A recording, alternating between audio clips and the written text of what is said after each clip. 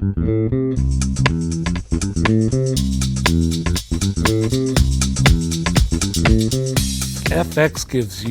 must give you a great amount of yeah, they're of great. freedom. They're great. I mean, look, it's an active communication, right? You're trying to tell a story, so sometimes it's confusing. Sometimes, so you need that feedback of someone to say, "This is confusing," or "I know what you're going for here, but I don't think that you got it." I mean, those are notes. A note is not "I would do it differently," right? Right. That's not really a note. And so it's very. You know, I have very long conversations with people at FX sometimes, but what's really been so rewarding is that they're open-minded, and so they might have a strong opinion about something, and then I say, no, let me show you, and it works, and then I'll show them, and it works, and they'll say, great, that works. You know, a lot of times when people decide they don't like something, they're never going to like it. Right? They're just humoring you. Right. So it is actually a place where, you know, because some things, it's like if you want to start off your entire season with a oneer taken from a fake Ronald Reagan movie, you know what I mean? Black and white with like that's a big swing to take, I think, and you know, it's hard on paper to say this is going to work. It's funny maybe on paper, but what's it going to, like, is the audience are you going to lose? I wanted that feeling where people turned on the first hour of the second year of Fargo and they thought, oh crap, I got it wrong, or it's the wrong channel, that reverse Sopranos thing, right? And they, you know, people are turning the channel, and then no one ever said you can't do that. So, you know, it's been a great place to experiment, which I think all any of us ever want, right, is the ability to go, oh, I've got a great idea. I'll show you. It's going to be awesome. John Landgraf's a good guy. Yeah. Who runs FX. He swings for the fences. Yeah, and very, you know, engages really thematically and, you know, on a deeper kind of level. Because, you know, my hope is to make a show that if you just want to be entertained, it does that.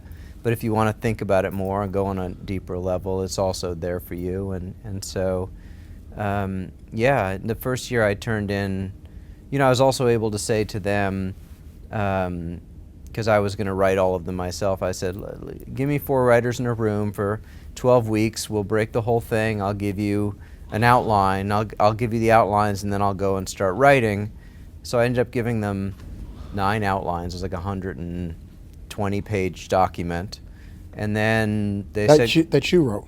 Yeah. Oh, wow. Yeah. That's impressive. Very impressive. And then they said, okay, we want to schedule a 3-hour meeting. And I thought, oh crap, they hate it, right? Because I'm coming out of broadcast. So I had that sort of shell shock. And then literally, you know, I sat across from John Landgraf, and for 3 hours, he and I talked about the 120-page, 9-episode document and how the story's turned and the themes and the characters. And I gave him 9 instead of 1 at a time, because it's a lot harder to change a story once you see the whole thing. It was smart. Mm-hmm. And then I went off and I gave him 2 or 3 episode scripts at a time.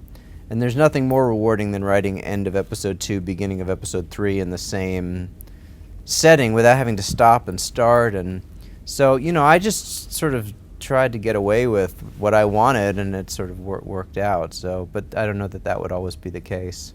How many of that first season did you write? I wrote all of them. Damn, man. Wow. Wow, excuse me. Wow. That is... How did he know in advance it was going to be a 3-hour meeting?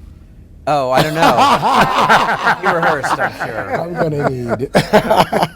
He blocked out that much time. So, but, you know, that was respect, right? It's like I'd given him this enormous document, and he great. wanted to give me the respect to He's a good discuss it. what a daunting... Yeah. And second season, you write them all, too?